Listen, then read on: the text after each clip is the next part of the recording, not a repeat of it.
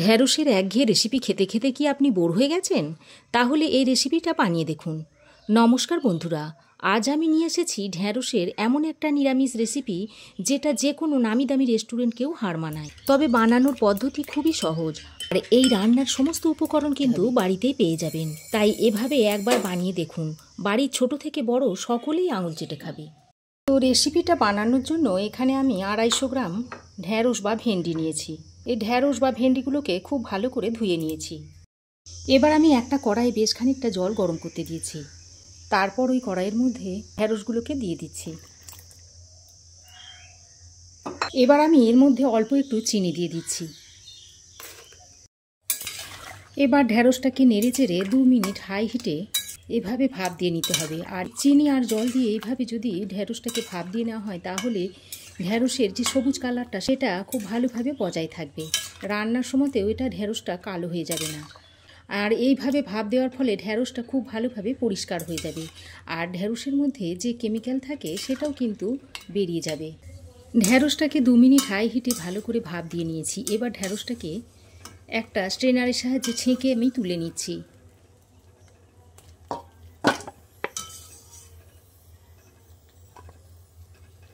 আর ঢ্যাঁড়সটাকে ভাপ দিয়ে নেওয়ার পর এরকম একটা সুতির কাপড়ে এইভাবে ছড়িয়ে দিচ্ছি।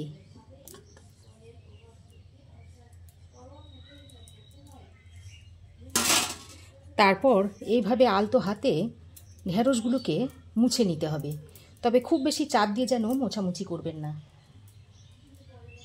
দেখুন ঢ্যাঁড়সগুলো খুব সুন্দরভাবে আমি মুছে নিয়েছি, আর এই ঢ্যাঁড়সের গায়ে একটুও জল নেই। ঢ্যাঁড়সগুলোকে মুছে একটা প্লেটে তুলে নিচ্ছি।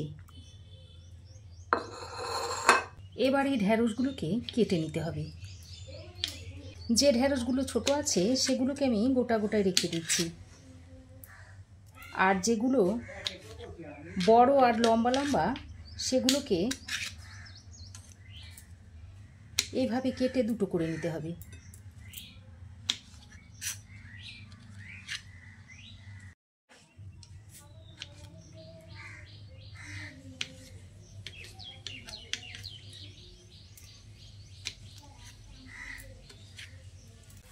এবার আমি ঢ্যাঁড়সগুলোকে কেটে একটা অন্য বাটিতে তুলে নিচ্ছি।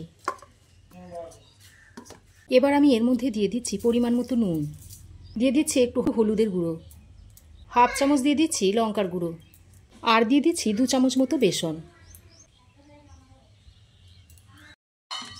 এবার সব কিছু দিয়ে ঢ্যাঁড়সের সঙ্গে ভালো করে মাখিয়ে নিচ্ছি। দেখুন ঢ্যাঁড়সের সঙ্গে সমস্ত মশলা ভালো করে মাখিয়ে নিয়েছি। এবার এটাকে 6 থেকে 7 মিনিট মতো রেস্টে রেখে দিচ্ছি। ততক্ষণে আমি এই বাটির মধ্যে একটা মশলা তৈরি করে নিচ্ছি। জন্য বাটিতে দিয়ে দিচ্ছি 1 চামচ ধনে গুঁড়ো, হাফ চামচ দিয়ে দিচ্ছি জিরে গুঁড়ো, হাফ চামচ দিয়ে দিচ্ছি হলুদ গুঁড়ো, হাফ চামচ দিয়ে দিচ্ছি কাশ্মীরি লঙ্কার গুঁড়ো, এটা আমি রঙের জন্য দিলাম। বিট নুন দিয়ে দিচ্ছি হাফ চামচ, আর অল্প পরিমাণে দিয়ে দিচ্ছি সাদা নুন, আর দিয়ে দিচ্ছি হাফ চামচ মতো কসুরি মেথি পাউডার। এবার অল্প পরিমাণে জল দিয়ে এর একটা মিহি পেস্ট আমি তৈরি করে নিচ্ছি। আর রান্নার সমস্ত মশলা কিন্তু আমি এই বাটির মধ্যে গুলে নিয়েছি। দেখুন মশলাটা গুলে নিয়ে এখন এটাকে এক সাইডে রেখে দিচ্ছি।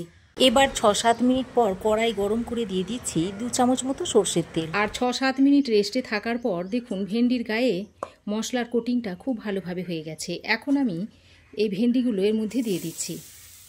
তারপর তেলের সঙ্গে ভালোভাবে নেড়েচেড়ে মিশিয়ে ভেজে নিতে হবে। 2-4 বার নেড়েচেড়ে ভালো করে মিশিয়ে নিয়ে এবার আমি ঢাকা দিয়ে লো টু মিডিয়াম ফ্লেমে 3 থেকে 4 মিনিট মতো ভেন্ডিটাকে ভেজে নেব। 3-4 মিনিট ঢাকা দিয়ে ঢ্যাঁড়সটাকে আমি ভেজে নিয়েছি। আর ঢ্যাঁড়সগুলোকে শুধুমাত্র নুন হলুদ দিয়েও ভাজা যেত, কিন্তু এভাবে একটু বেসন দিয়ে ভাজলে এর স্বাদ কিন্তু খুবই ভালো হয়। অবশ্যই একবার এভাবে বানিয়ে দেখবেন, তাহলে আপনারা নিজেরাই পার্থক্যটা বুঝতে পারবেন। এবারে ভেজে নেওয়া ঢ্যাঁড়সগুলো একটা পাত্রে তুলে নিচ্ছি।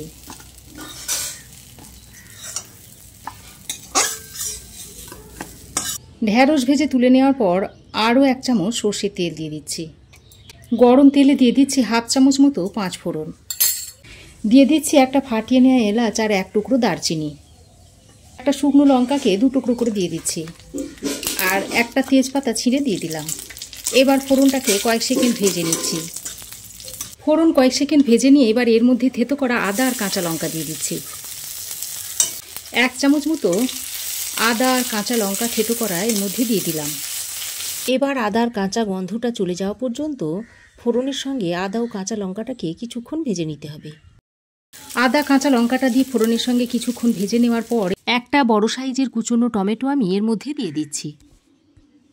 এবার টমেটোটাকে কিছুক্ষণ ভেজে নিতে হবে। টমেটোটাকে 1-2 মিনিট ফোড়নের সঙ্গে ভালো করে নেড়েচেড়ে মিশিয়ে নেওয়ার পর এবার যে মশলাটা গুলে রেখেছিলাম সেটা এর মধ্যে দিয়ে দিচ্ছি। এই মশলার বাটিতে সামান্য একটু জল নিয়ে এটাকেও দিয়ে দিচ্ছি। তারপর ভালো করে নেড়েচেড়ে মিশিয়ে নিচ্ছি। এখন এটাকে ঢাকা দিয়ে 3 থেকে 4 মিনিট মতো ভালোভাবে কষিয়ে নেব। ঢাকা দিয়ে লো টু মিডিয়াম ফ্লেমে 3-4 মিনিট ধরে মশলাটা আমি ভালোভাবে কষিয়ে নিয়েছি। এবার দেখুন মশলা খুব ভালোভাবে কষানো হয়ে গেছে আর মশলা থেকে দেখুন তেল ছাড়তেও শুরু করেছে। এই পর্যায়ে ভেজে রাখা ঢ্যাঁড়সগুলো এর মধ্যে দিয়ে দিচ্ছি। ঢ্যাঁড়সগুলো দিয়ে মশলার সঙ্গে ভালোভাবে মিশিয়ে নিচ্ছি। খুব ভালো করে ঢ্যাঁড়সগুলোকে মশলার সঙ্গে মিশিয়ে নিয়েছি।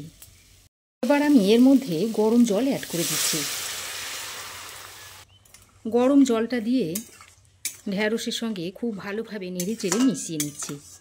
ঢ্যাঁড়সটাকে গরম জল দিয়ে ভালো করে নেড়েচেড়ে মিশিয়ে নিয়ে আবারও ঢাকা দিয়ে 5 থেকে 6 মিনিট মতো রান্না করে নেব। এবার আমি এই রান্নার স্পেশাল মশলাটা তৈরি করার জন্য একটা তড়কা প্যানে নিয়ে নিচ্ছি 1/2 চামচ 5 ফোড়ন আর 10-12টা মতো গোটা গোলমরিচ। এবার গ্যাসের ফ্লেমটা অন করে লো টু মিডিয়াম ফ্লেমে 5 ফোড়ন আর গোলমরিচটাকে শুকনো অবস্থায় এভাবে একটু ভেজে নিচ্ছি। তবে খুব বেশি ভাজলে হবে না, খুব বেশি ভাজলে আবার কালো হয়ে যাবে। একটু গরম করে নিয়ে নামিয়ে নিতে হবে। দেখবেন এরকম একটু হালকা চটপট করতে শুরু করেছে, সেই সময় নামিয়ে নিতে হবে। গ্যাসের ফ্লেম বন্ধ করে আমি এটাকে নামিয়ে সঙ্গে সঙ্গে একটা প্লেটে ঢেলে নিচ্ছি। এদিকে দেখুন ঢাকা দিয়ে আমি 5-6 মিনিট ঢ্যাঁড়সটাকে রান্না করে নিয়েছি। এবার দেখে নেব যে ঢ্যাঁড়সটা সেদ্ধ হয়েছে নাকি। দেখুন ঢ্যাঁড়স ভালোভাবে সেদ্ধ হয়ে গেছে, দেখুন ভেঙে যাচ্ছে। এবার আমি স্বাদের ব্যালেন্সের জন্য এর মধ্যে অল্প একটু চিনি দিয়ে দিচ্ছি আর 1 টুকরো পাতিলেবু নিয়েছি। এই পাতিলেবুর রসটা আমি এর মধ্যে চিপে দিয়ে দিচ্ছি। আপনাদের হাতের কাছে যদি পাতিলেবু না থাকে তাহলে আপনারা আমচুর পাউডার কিংবা চাট মশলাও দিয়ে দিতে পারেন, তবে যে কোনো একটা কিন্তু দেবেন, তাহলে এই তরকারির স্বাদ কিন্তু দ্বিগুণ হারে বেড়ে যাবে। এবার চিনি আর পাতিলেবুর রসটা দিয়ে ঢ্যাঁড়সের সঙ্গে খুব ভালোভাবে নেড়েচেড়ে মিশিয়ে নিচ্ছি।